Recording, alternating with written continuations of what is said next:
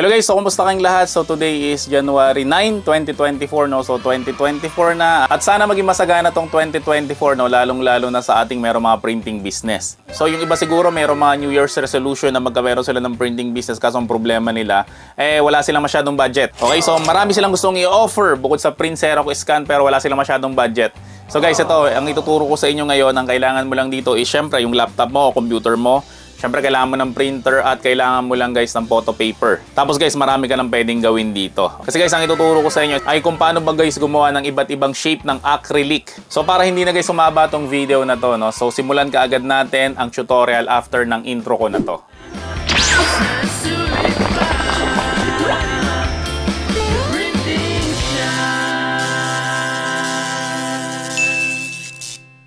So guys, ito yung mga nabili natin ng mga sample ng acrylic, no? So kung saan ko to nabili, maglalagay na lang ako ng link sa may description section ng video na to, no? Para siguradong ito yung mabibili nyo, no? So meron tayo ditong 1, 2, 3, 4, 5, and 6 na mga acrylic. So katulad nga nung sinabi ko kanina, ang kinagandahan kasi guys kapag acrylic na printing business, ang kailangan mo lang talaga dito guys is laptop, syempre printer at eto, photo paper lang. At syempre guys, kailangan na rin natin ng gunting. So bali 4 guys yung pinakakailangan natin. So ang gawin ko lang, alisin ko muna tong mga acrylic dito. So ang isa sa pinaka-importante guys sa printing business ay dapat marunong ka magsukat. So pag nagsusukat tayo guys, syempre kailangan natin ng ruler, ano kaya kailangan natin ng medida. So kamukha nito guys, halimbawa itong hawakan na to, so kailangan natin ng medida dito kasi nga pabilog siya kasi hindi siya pwedeng sukatin ng ruler. Pero ang kadalasan talaga natin ang gagamitin dito is ruler talaga. Ang printer kasi natin guys is WYSIWYG lang yan, or what you see is what you get. So kung ano pinrint mo yan guys, yun lang yung susundin niya. So kapag yung printer mo ay nagprint ng mali, malamang sa malamang hindi printer mo nun guys yung mali, kundi ikaw mismo yung mali. Okay, mali kasi guys yung sukat mo doon. So dapat guys laging tama yung sukat nyo. Example, ito yung mga susukatin natin, itong mga acrylic na to. Yan, so unahin na natin to guys. Ito papakita ko sa inyo, itong button pin na to. So meron akong ginawang vlog na to dati na paggawa ng button pin. Kaso guys, ang problema kasi kapag gagawa ka ng button pin ay sobrang mahal ng puncher ng button pin. Siguro ang range nun is mga 5 to 10,000 pesos. So ganun siya kamahal. Tapos medyo mahirap kasi bawiin guys ang button pin, no? Kasi sa ngayon hindi na masyadong mabenta ang button pin. Pero nung nakaraan may nagpunta dito sa may shop namin, meron sila mga fans club. So fans club raw sila ng JDean. So naghiwalay na sila kaya ngayon wala na silang negosyo na ganon. So ito guys, button pin. So kahit na wala kang puncher, pwede kang gumawa ng button pin sa pamamagitan lang ng acrylic. Okay, so sukatin natin guys yung pinaka diameter. So kapag sinusukat guys ang bilog mula dito hanggang sa may dulo. So isa lang guys ang sukat ng bilog kasi nga bilog siya. Okay, wala siyang kanto. So usually ang ginagawa kong sukat is by inches. Pero pwede nyo rin gawin guys na millimeter or centimeter para mas precise guys yung sukat natin. So ang gagamitin natin guys na pangsukat ay inches na lang. Okay, para mas madali. Ang sukat nito guys in inches ay mga 2.23 inches. No? So may 0.23 inches pa akong nalalaman. No? Kasi hindi siya tumama doon sa may 225 tapos hindi rin siya doon sa may 2.20, no? So banda siya ng 225 saka ng 2.20, siguro mga 2.23 inches to. So napaka-importante din guys, gumamit tayo ng ballpen at syempre ng papel. So lagyan natin ng bilog na ganyan tapos lagyan natin ng sukat. So ang pinakasukat nito guys is 2.23 inches. Tapos ang next naman natin na susukatin ay itong square. So para mas madali guys na sukatin to, ang sukatin na lang natin ay yung pinakatakip niya. So ang pinakasukat guys ang takip niya in inches is 2.25 inches. Okay, so lagay natin dito yung square, 2.25 inches. Yan, so pagpasensya nyo na yung handwriting ko kasi hindi talaga ako mahilig magsulat. Tapos yung kabila niya guys ay sigurado yan pareho lang yan, no? Kasi nga square to. So ang next naman natin itong rectangle.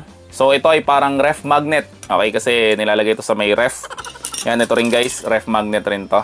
So sukatin natin siya guys, yung ating rectangle. So ito guys, ang pinakasukat ng maiksing rectangle niya is 2.45 inches. Tapos yung mahabang side naman ng rectangle niya is 3.3 inches. So 3.3 inches. Tapos isunod naman natin itong bahay.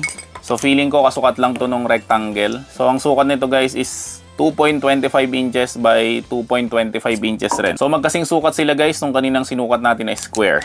Yan. Tapos next natin guys, itong mga acrylic na ginamit natin noong nakaraan doon sa ating Christmas tree. So ang sukat ulit nito guys is 3.4 inches. Same lang rin naman, 2.25 inches. Tapos yung bilog natin na merong palawet, 3.4 inches. So ang susunod natin na gagawin ngayon guys ay magle-layout na tayo doon sa ating laptop para ilalagay natin siya dito. Para hindi na tayo mahirapan mag-layout, ang gagawin natin ulit ay syempre magda-download na lang tayo ng mga files dito sa Creative Fabrica. So guys, again, ang Creative Fabrica ay nag-offer sila ng 7 million na graphics and templates na magagamit mo sa yung printing business, no? So sa mga ayaw mahirapan sa kanilang mga printing business sa pagli-layout, kasi guys, sobrang hirap talaga mag-layout. Minsan inaabot ng araw, ng oras, o yung iba nga minsan inaabot ng buwan ng pagli-layout nila, no? Pero dito guys, i-download mo na lang. Ang maganda dun guys, kapag ka-download mo siya, pwede mo siyang gamitin sa negosyo mo nang hindi ka guys nag-iisip ng copyright.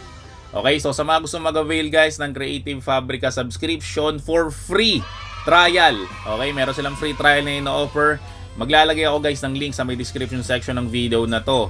At make sure lang guys na yung link na yun ay i-click mo, no, para ma-avail mo nga guys yung free trial nila. At kung gusto mo na mag-avail sa kanila ng kanilang subscription talaga, ay kailangan guys meron kang PayPal. Okay? Kasi PayPal or credit card lang ang tinatanggap nila sa Creative Fabrica. Hindi pa sila guys tumatanggap ng GCash. So ayun guys, naunahin na muna natin yung ating ginawa na circle na 2.23 inches. So ano kaya magandang ilagay doon? Philippine flag circle. Yan, so makikita nyo guys na ito, pwede natin siya i-download. So i-click ko lang guys yung download, tapos nakikita nyo dito guys, nakalagay sa ilalim, commercial usage allowed. Kasi nga guys, pwede natin siyang gamitin for our printing business na hindi ka nag-aalala sa copyright. So pa na-download na natin siya, gagawin natin ay extract lang natin siya. Ito na yung ating file. Yan, makikita nyo guys na PNG file siya at malaki siya. Tapos guys, doon naman tayo sa may bahay. So ang ilalagay natin sa may bahay ay Home Sweet Home. Yan. So sa Home Sweet Home guys, siguro ito na lang. So download lang natin. So kapag na-download na natin, syempre extract ulit natin dito. Yan. So ito na guys yung file natin. Makita nyo, sobrang laki niya. Yan. So naka-download na tayo guys ng dalawa sa may Creative Fabrica. Yung dalawang acrylic pa natin, ang ilalagay na lang natin doon ay mga picture na lang namin, no, as family. So sa may rectangle, ito na lang ilalagay ko. Itong first ever picture namin ng New Year kasama yung mga pamangkin ko. Tapos doon sa may mahaba naman, ito na lang ilalagay ko. Yung first ever family picture namin ng 2024. So i-download ko lang rin siya. So ang next na gagawin natin guys, syempre mag-open tayo ng MS Word. Yan, so ang layout natin, gagawin natin siyang A4 size. Tapos syempre dadrag lang natin dito yung mga dinownload natin at yung pictures namin. Okay, so drag ko lang siya dito. Yan, so unahin na natin to, itong rectangle na to.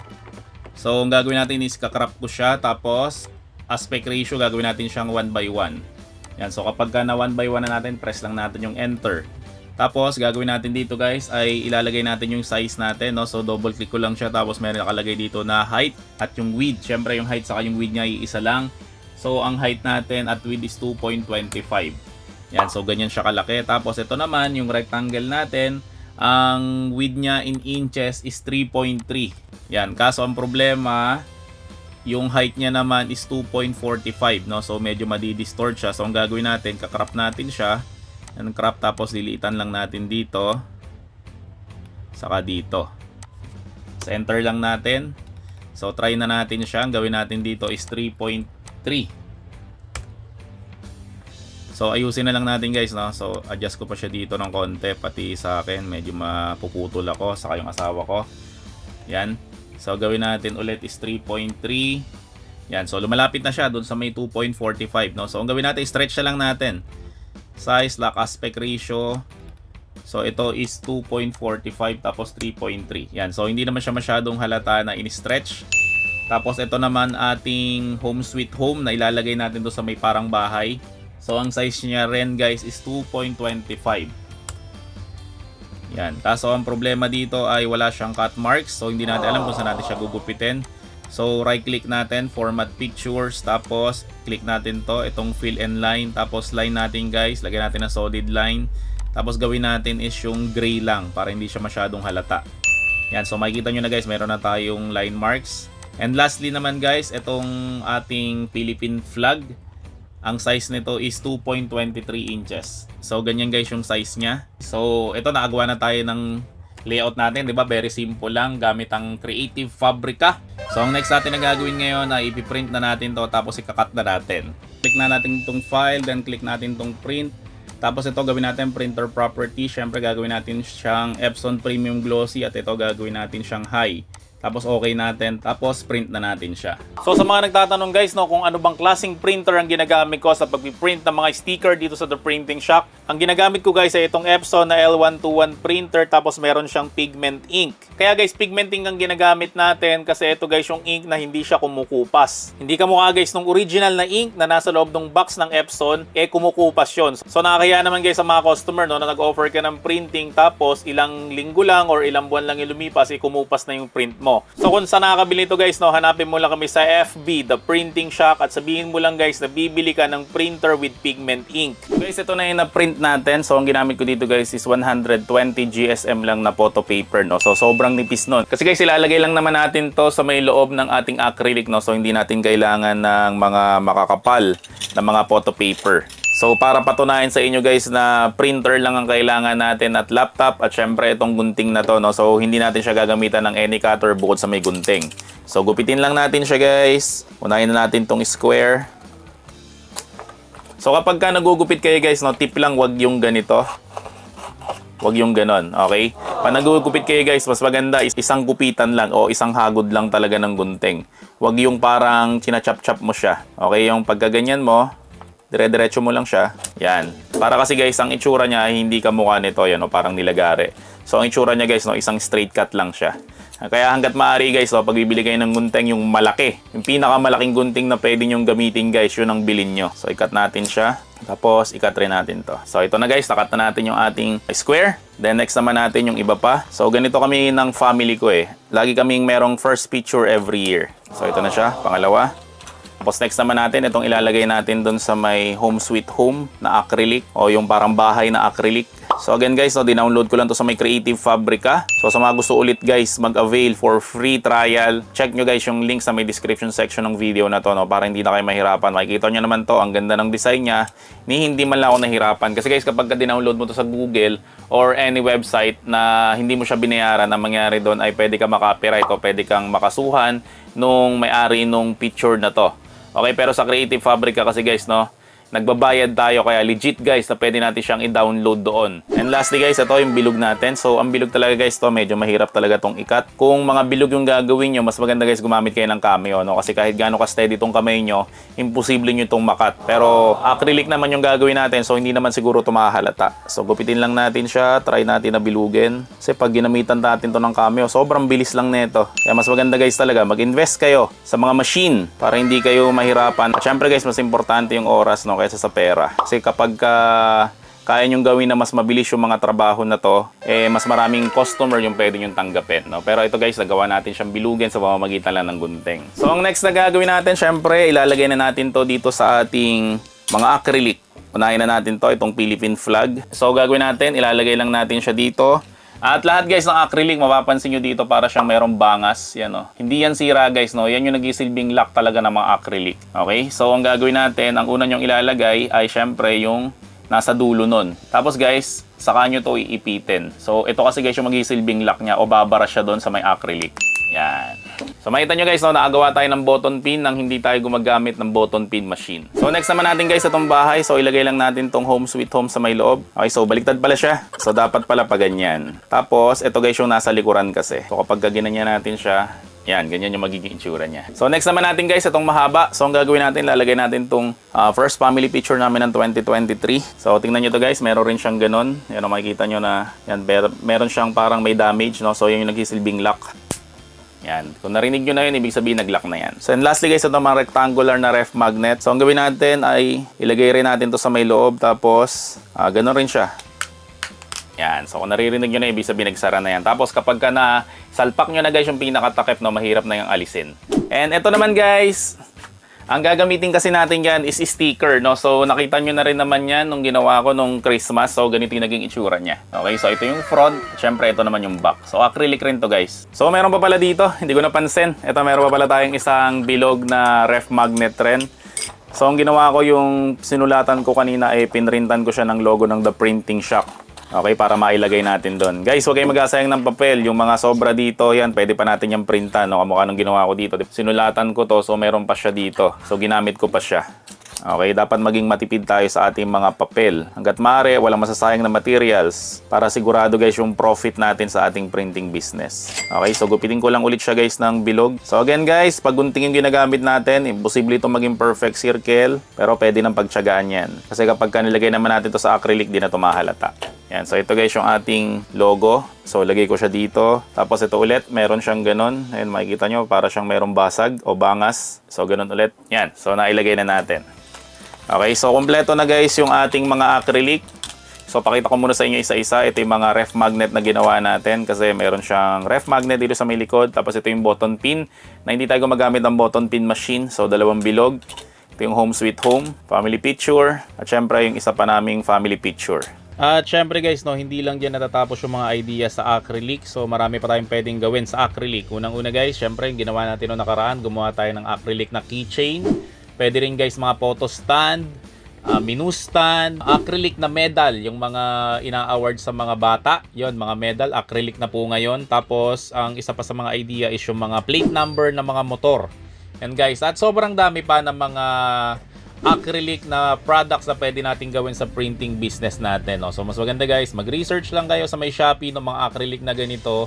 Tapos pwede nyo lang siyang lagyan ng mga pinrint nyo nga na mga photo paper na kamukha ng ginawa natin sa vlog na to. At yun, pwede nyo na siyang ibenta sa inyong mga customer. So ngayon guys, gagawin natin ay ididikit natin itong mga ref magnet ulit natin dito sa ating ref. Yan, 1, yung logo natin, 2, itong family picture, 3, at syempre yung isa pang family picture, 4. So nakita nyo guys na very effective yung ginawa natin na ref magnet na acrylic yung ginamit natin, no? Tapos tingin ko mas formal siya o mas social siyang tingnan kaysa dito. Ito ref magnet talaga to na bilog eh, pero tingnan nyo to, mas maganda siyang tingnan. Diba? So ito guys yung ginawa natin na button pin, so ilagay ko siya dito. Tapos yung may nagpunta nga dito na sinabi nila na gumagawa sila ng mga button pin. So pinakita ko sa kanila to, mas nagandahan pa sila dito kaysa doon sa may ginagawa nilang button pin, yung pinipress talaga. Kasi yung button pin na yun guys ay yung likod nun nangangalawang yun. Diba naalala nyo yung kwento ko dati na yun nga gumawa ko ng damit. Siyempre yung damit na yun guys, merong mga button pin yun. So yan yung mga una namin ginawa dun sa may printing business dati. Kaya kabisado ko guys ang paggawa ng button pin. So again guys, no, 2024 na ngayon, sa mga gusto mag-start ng kanilang printing business, mas maganda guys, no, simulan mo na ngayon. Kasi guys, maraming parating na mga okasyon, no, kamukha ng Valentine's, syempre ng Chinese New Year, ng Mother's Day, ng Father's Day, at kailangan yan guys ng mga souvenir o mga regalo, no? So pwede nyo guys i-offer to. Lalo na to guys, itong button pin na to, perfect to guys kapag may mga okasyon. Diba? So nakikita nyo naman siguro yan kapag may mga concert or may mga event. Meron laging button pin dun sa may labas. So again guys, no, lahat ng furniture ko na printer, cutter, machine, at mga printing supplies, lahat yan guys is available sa amin. So hanapin mo lang kami guys sa FB, The Printing Shack, at sabihin mo lang guys na galing ka dito sa my channel ko para bigyan ka ng discount. So guys, kung nagustuhan mo naman ng video na to, no, wag mo naman kakalimutan mag-subscribe sa my channel ko. Syempre, i-like mo na rin ang video na to at i-turn on mo na rin yung notification bell para lagi kang updated pag may mga video kong kamukha nito na mapapakinabangan mo sa printing business mo. At guys, sa dami ng subscriber ko, hindi ko na alam guys kung sino ba ang sasagutin ko sa mga nagtatanong sa comment section. So guys, kung gusto mong masagot ang iyong mga tanong, no, inaanyayahan kita na mag-join dito sa my channel ko. So lahat ng video ko guys, no, may nakalagay dyan sa may ilalim na join button. At kapag kinlik mo yan guys, no, magbabayad ka lang ng 25 pesos at magkakameron ka ng badge. So ang mas ipapriority ko na lang guys sa sagutin is yung merong mga badge. Kasi guys, kayo yung mga nag-join, bilang supportan nyo na rin dito sa my channel ko. At saka pala guys, no, top 1 na tayo sa may pinakamaraming subscribers sa may YouTube sa buong Pilipinas pagdating sa may printing topic. So may mga products ka o services na gusto mong i-feature dito sa may vlog ko, email mo lang kami, theprintingshack@gmail.com. So maraming salamat ulit sa inyong lahat. See you on my next video at bye-bye! The Printing Shack, ayos na sulit pa. The Printing Shack, ayos na